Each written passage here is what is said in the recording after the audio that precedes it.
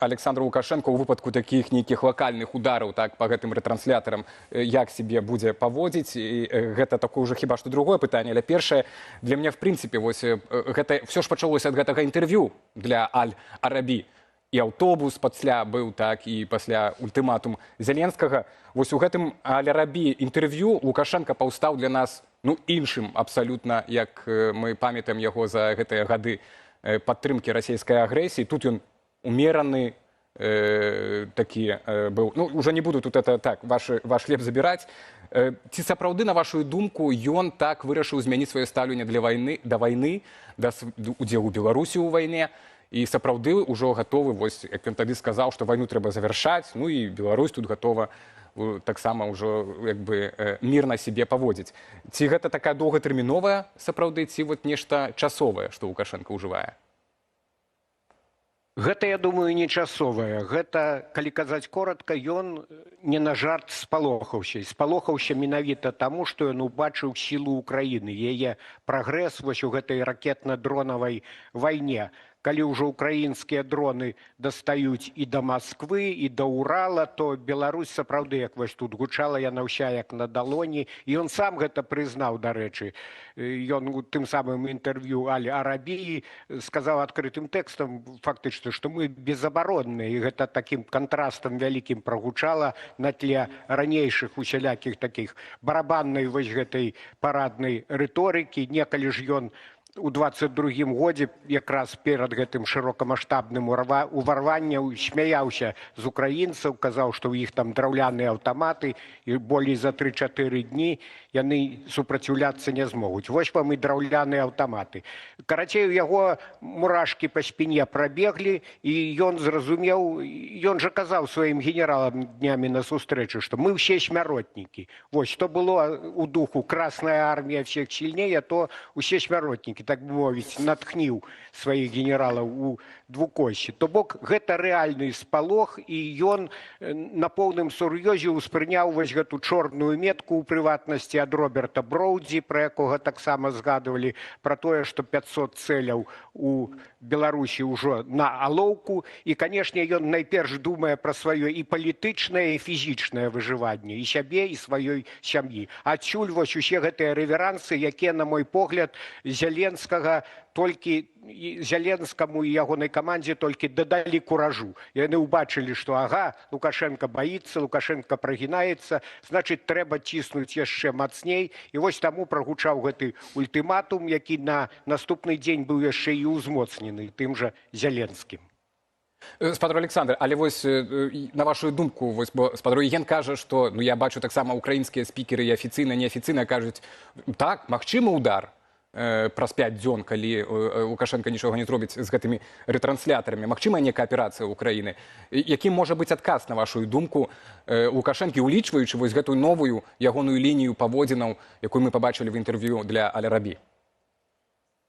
Я згодны са спадаром Яўгенам. Лукашенко ў кожным разе не палезе ў вайну, не пашле ў бой сваю армію, нават калі будуць нейкія ўдары. Мы не ведаем, якім чынам мае на мэце Зеленскі і ягоныя вайскоўцы вывесці з ладу гэтыя рэтранслятары, калі Лукашенко сам іх не дэмантуе. У сэнсе ягоныя людзі не дэмантуюць. Гэта можа быць удар дронаў, можа гэта нейкая дыверсійная аперацыя, можа гэта хакеры неяк спрацуюць. Але ў кожным разе Лукашенко сёння разумее, што калі Беларусь уцягваецца ў гарачую фазу вайны, то гэта для яго катастрофа і палітычная, і, магчыма, нават у фізічным плане ягонае далейшае існаванне не будзе забяспечана. Таму ён будзе выкручвацца, я думаю, у гэтай сітуацыі. Ён пастараецца, можа, неяк пераканаць Пуціна, што трэба прыбраць гэтыя рэтранслятары. Канешне, Пуцін, як цвердзіць той самы Зеленскі, акурат зацікаўлены ў тым, каб уцягнуць Беларусь у вайну. Але Лукашенко ж вось пятый год еще ж таки своим войском не удзельнічае, хоть 100 разоў, 1000 разоў, мільён разоў казали, что вось ему Путин выкруціць руки. Аднак же не выкруціў. Лукашенко при сваёй вось гэтай хитрости, слизкости, ён умее пераконваць, что будзе кепска не толькі мне, але Володя будзе кепска и табе. Вось калі размалоцяць, напрыклад, мазырскі НПЗ, то не будзеш бензину и солярки у твоего войска, тому, можа, лепей давай пойдем тут на некие саступки.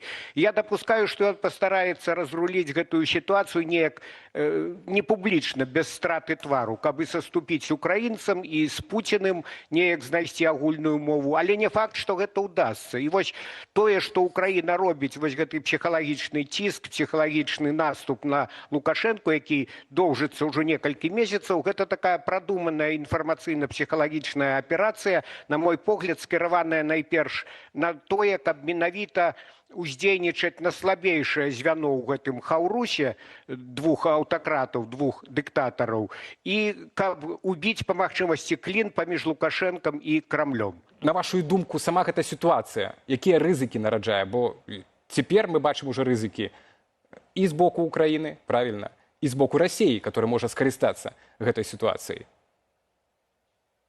Ну, что тычыцца России, то у пабликах пишут так званые турбопатриоты, ці грубей кажучи, отмороженные такие персонажи. А ўсё ж таки, я думаю, что московские стратегии, хотя в 22-м году они так само пэўную ступень отмороженности показали, думали, что их с кветками на Украине будут в Украине сустракать, и пролічыліся вельмі жорстка, як вядома. Але, тым не меней, сёння нават чисто арифметычныя разлікі показывают, что калі, например, пачнецца, узнікне яшчэ адзін фронт, скажем так, паўночны для Украіны, паўднёвы для Беларусі, то у Пуціна просто няма войскаў. І Лукашенко ж пра гэта казаў у інтэрв'ю Аль-Арабіі. Ён нават перавялічыў у сваёй манеры, кажа, 1500 кіламетраў, насамрэч 1084 кіламетры мяжа Украіны з Расіяй, з Беларусю, прабачце. Але ўсё адно гэта вялікая лінія такая, і Лукашенко прызнаў, што калі пачнуцца боевые дзеянні, то не тое, што наступаць, а ўтрымаць абарону не удастся, что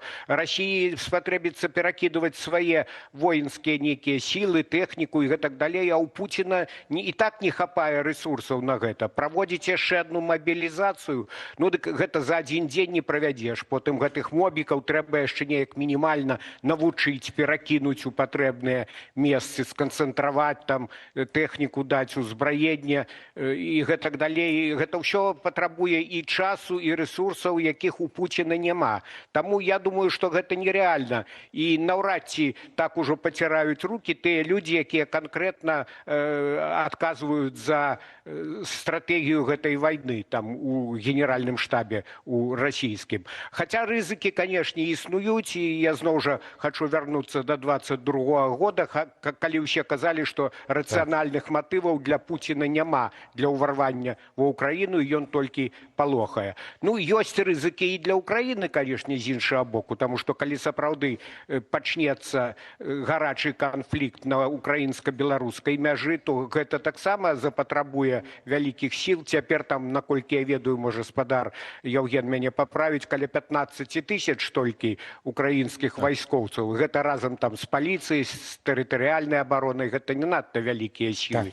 І таксама няма рэзерваў, каб перакідаць на гэты патэнцыйны фронт. Таму усе бакі рызыкуюць, але я думаю, што украінцы цяпер на драйве, так бы мовіць, на куражы. Яны адчулі сваю сілу, яны адчулі нейкі пераломны момант у гэтай вайне. Калі раней у іх дамінавала тактыка ў дачыненні да Лукашэнкі не злаваць дзеда, то яны зразумелі, што дзед слабы, дзед трасецца, і наадварот трэба яго палохаць, каб ён, ну, канешне, ён уже не пераробіцца, не перакуецца, не перавыхаваецца, ну, але хоць меней будзе дапамагаць Пуціну, і тое добра. І я згодны са спадаром Яўгенам, што з яго можна выціскаць нейкія тактычныя саступкі, вызвалення палітзняволеных, рэйкавых партызанаў і нейкія іншыя такія рэчы.